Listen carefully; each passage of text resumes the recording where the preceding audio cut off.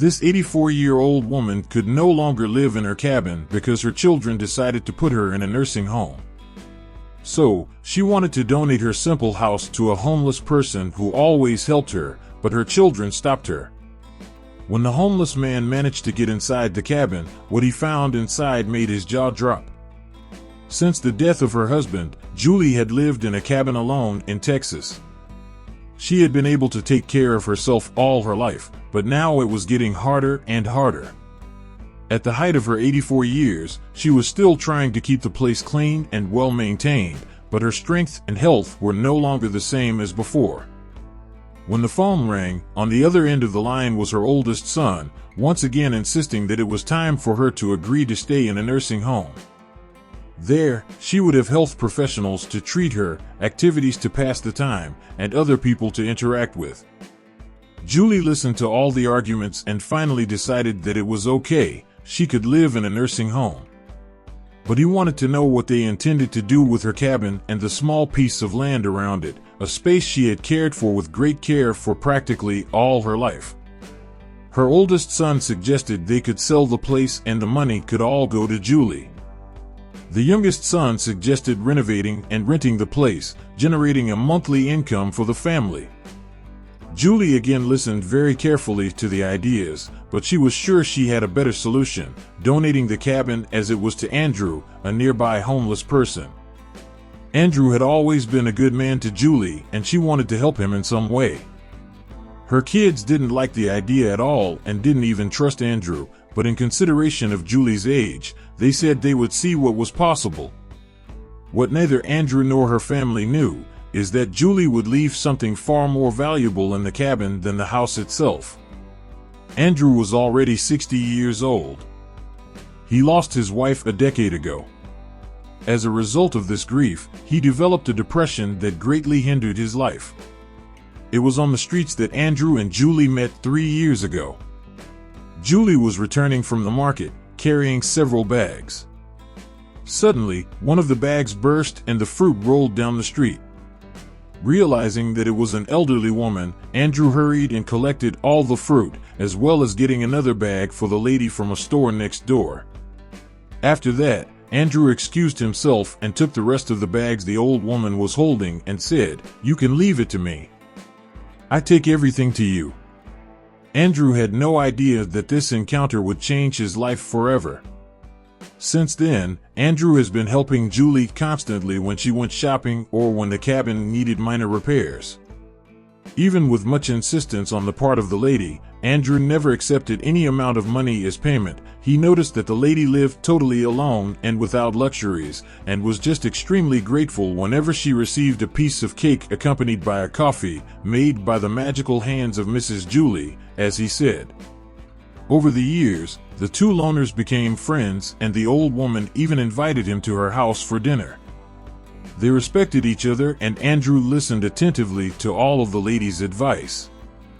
Julie could even see that his depression symptoms had eased. For his part, Andrew felt useful when you needed his help in some way. The day Andrew learned that Julie was leaving for a nursing home, her heart sank. Julie said that for 2 years now, her children have been calling her constantly, almost every day, urging her to leave the cabin and the land, and she no longer had the strength to deal with this family pressure. As far as Julie was concerned, she would live until her last day in the cabin she built with Harry, her husband. "But in this life, not all our desires can be fulfilled, can they?" said the resigned lady. Andrew hugged her friend and replied that she could always count on him if she needed any help. He thanked her for all she had done, giving her a chance to get a taste of dignity and confidence again to try to get out of her homeless situation. It didn't even take 2 weeks and Julie did go to the nursing home. The family made all the arrangements without even consulting her. They wanted everything to be quick and uncomplicated, avoiding debates and clashing ideas with her. Andrew didn't even see Julie move. He just intuited that she must have already changed because he never saw her in the city again. Every now and then, he still went over to the cabin just to make sure everything was in order, and on one of those rounds, Andrew was lucky enough to see Julie's kids in the cabin. He approached and introduced himself. He asked where his friend was, and the eldest son kicked him out, saying that he would not act like his mother, giving her money for cachaca or financing any other addiction the dying man had. Andrew didn't expect this kind of rudeness from the children of a lady as polite as Julie and was speechless for a second. Somewhat bewildered, he asked again where she was, but in addition to not answering, the children shooed the man away from the property, saying he'd better not show up there anymore or they'd call the police. Andrew was feeling sick, but he wasn't going to let that behavior keep him from his friend. Since the kids didn't say which nursing home Julie was in, he would find out for himself. He went to the town's homeless shelter and asked the caretaker if there was a list of old people's homes he could consult. In this way, he discovered that there were only 4 nursing homes. 2 of them downtown, 1 in a more remote neighborhood, and the 4th was even further away, on the edge of town. But that didn't matter. He would walk as far as it took to find Julie. He showered at the shelter and left early the next morning. The first 2 nursing homes were close to the shelter it was in, but Julie wasn't in them. He walked for another 40 minutes and reached the 3rd house. There was a Margareth, but it wasn't her Julie. So Andrew walked for another hour until he reached the main road that would lead to the last nursing home on his list. Andrew kept walking. He hitchhiked the entire way, but no one stopped to help him. About 3 hours later, Andrew finally spotted the nursing home and headed towards it, already quite tired and thirsty. He wasn't a young man anymore either, after all. As he entered the place, he thought it was now or never. She could only be there. At the reception, he didn't even ask if there was a Margareth there. Confident, he arrived saying he would like to visit Margareth, who had moved a few days ago. The receptionist hesitated for a moment, but confirmed that yes, Margareth was there. Then Andrew asked to see her, claiming he was her brother. He had to lie, because he knew that just being a friend wasn't enough for these companies to let him through. They told him visiting hours were almost over, but he could see her quickly. Then they took him to the bedroom and he was speechless at what he saw. Her friend was lying down and looked sick. He had never seen her in such a fragile way. But when Julie saw that it was Andrew at the door, her eyes lit up and she broke into a sincere smile. Andrew approached slowly, was still analyzing Julie's situation, but the old woman was in a hurry. She motioned with her hands for her to come close soon and said, "Don't waste time. I have something to tell you." The man sat down next to her and helped her to a seat. She leaned toward him and whispered something in his ear that made Andrew shiver. "Is this serious?" "Is it serious?" he asked, totally in disbelief at what he had heard. Julie patted his cheek, then squeezed her mother and said, "It is. And yours. And everything inside it is for you too. All." After a while, an employee of the house announced that visiting hours were over and Andrew had to leave. He wasn't quite sure what to make of what Julie had said, but he had been a little sad to see her in such a fragile state. She didn't even look like the same independent, determined old woman she knew. Maybe the change was too recent and she hadn't gotten used to it yet. Before leaving, he looked over his shoulder and saw Julie smiling. He didn't know it yet, but this was the last time he would see his friend. The next morning, Andrew gathered the last of the change he had and bought a simple flower arrangement. He walked all the way back to the nursing home. Arriving there, he discovered that his friend had died that night. He wasn't prepared for that news and it took a while for him to sink in. He cried right there, and the receptionist wanted to know if he had not been warned by his brother, as the family had already been notified during the night. The man didn't answer, just walked away, letting the tears wash his face. Andrew walked back toward the cabin that was now his, according to Julie's last words. Despite that, he didn't look happy. A copy of the key was hidden, in the same place Julie said, so he had no trouble getting inside. He wanted to be happy with the present, but he couldn't stop thinking about Julie. At that moment, it was just an empty house. He decided to prepare a coffee, the same way Julie had prepared it for him other times. He opened the tallest cupboard in the kitchen and looked for the packet of coffee grounds. There was a cardboard box in front of the cafe, and, when trying to remove it, the box fell straight to the floor, making a considerable noise. When she picked it up, she noticed that it was a heavy box, and, therefore, she decided to open it to make sure she hadn't broken anything that belonged to her friend. Seeing what was in the box, Andrew was completely breathless.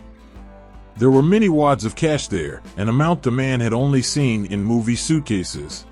He put everything on the table and stared at it for several minutes, wondering what that meant. There were more than 40 packets of $10,000 each, totaling almost $500,000. A fortune that Andrew deduced was a lifetime savings. He remembered that Julie had confirmed for him that the cabin was his and so was everything inside. Still, he hesitated, but in the end he packed all the bundles into an old, faded leather bag and headed for the door. He knew exactly what to do. Over the next few days, Andrew did a modest renovation of the cabin, just enough to make it more eye-catching, without taking away the original features made by Julie and her husband. He selected the personal items that the former resident had left and arranged them in the environment as if it were a museum exhibit. On the living room wall, he hung a very beautiful picture of Julie and left a candle burning below. Andrew wasn't doing this because of the property she left him or the money he found, but because he wanted to show how much he valued the friendship he had with this lady. It was a matter of days before Julie's 2 children arrived at the cabin and found Andrew inhabiting the place. They asked him what he thought he was doing there, and Andrew was honest. He said that he had visited Julie at the nursing home before her death and that she had left the cabin and everything in it to him. The children thought that Andrew, in addition to being homeless, had mental problems.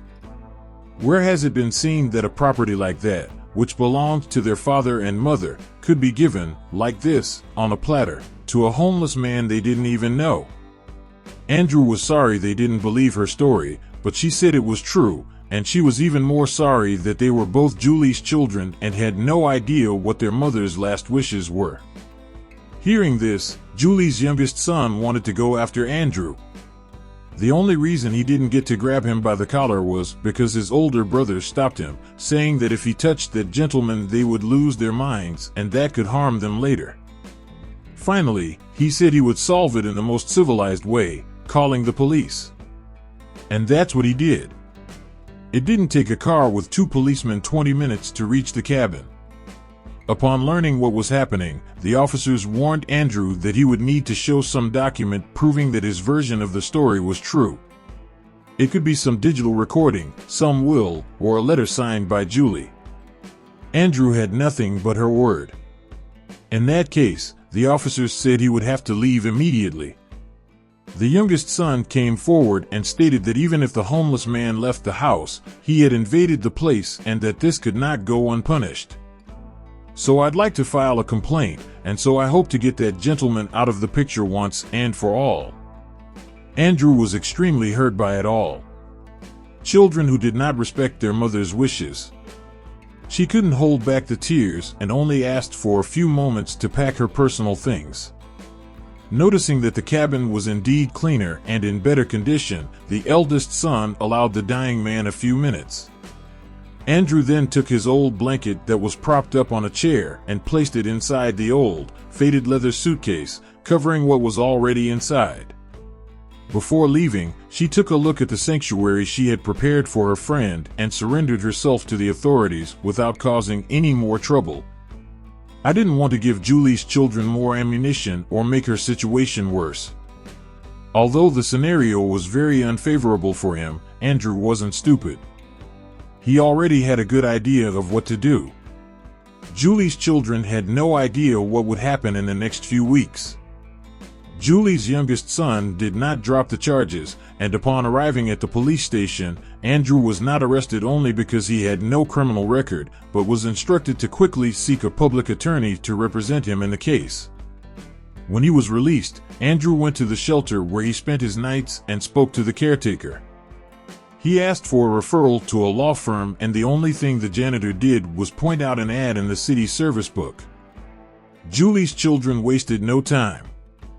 They placed a restraining order against Andrew to stop him from approaching the cabin and put it up for sale for $84,000. They didn't even bother to remove furniture, decorations, and personal items from inside. Selling the place was a priority. A week passed and a lawyer named Charles Winter contacted Julie's children. He said he was interested in the property and wanted to know if it was possible to use it as a summer home. The children were not opposed to the idea, but that there were other interested buyers. Then, whoever made the best offer would take the property. Charles wanted to know what the highest bid had been so far. The eldest son revealed that a potential buyer had offered $90,000, which would be paid in 3 different deposits. Charles was silent on the other end of the line for a moment, as if he were calculating or wondering if this auction was really worth it. When he got back to Julie's kids, he said he was offering $91,000 in cash, full payment, as long as the deal ended as soon as they got off the phone. The 2 sons didn't even have to think about the proposal. They accepted and set the conclusion of the negotiation for 7 days, when they would exchange the money for the key to the property. The 2 children celebrate the sale and announce that they will use the deadline to discard all the trinkets that the former occupant of the cabin had left. Charles, however, says it's not necessary. That if their idea is to get rid of what's in the cabin, that he's willing to pay $1,000 more to have them leave it the way it is. Greedy, Julie's children then say that the deal would be closed for $92,000 and that nothing would be moved. 7 days after the phone negotiation, Julie's 2 children went to the cabin to complete the process of selling their parents' house. A luxury sedan parked with 2 occupants. A man between 40 and 50 years old got out of the driver's seat in a suit. He soon introduced himself as attorney Charles Winter. The passenger in the passenger seat remained in the vehicle. After greeting each other, Charles and Julie's children began the transaction. The lawyer opened the suitcase and showed several wads of cash. Then he handed the suitcase to the youngest of the brothers. He checked the money and nodded to his older brother, who then passed an envelope with documents and the house key. "Congratulations, Charles. This is your new vacation home," he said. But Charles held out his arm with an outstretched hand and said, "Don't congratulate me, gentlemen. The real owner of this admirable hut is not me." Julie's children looked at each other in surprise, not understanding what was happening. "I'm just the negotiator," Charles said. At that moment, the second occupant of the luxury sedan got out of the car. He also wore a suit, a well-trimmed beard and hair, and shiny, impeccable shoes. Julie's kids seem to know him from somewhere, but none of them are quite sure. When the man stands right in front of them, Julie's kids realize it's Andrew the homeless. This is the gentleman who is buying the property. All the money in the suitcase is his. Please complete handing over the keys and documents to him, gentlemen. The children don't know what to do. They don't know whether to feel cheated or humiliated, but there was indeed money in the suitcase, and it was the agreed amount. The eldest son sees no alternative but to hand over the key and the envelope, but does so with a look of deep anger. Andrew accepts, passes the envelope to Charles, and keeps the key. "You never knew your mother Julie's true desires," he said.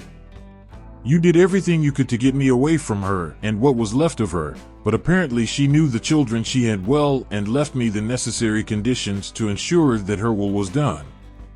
With the exception of the lawyer, no one understood what was going on and how that homeless man had gotten that money.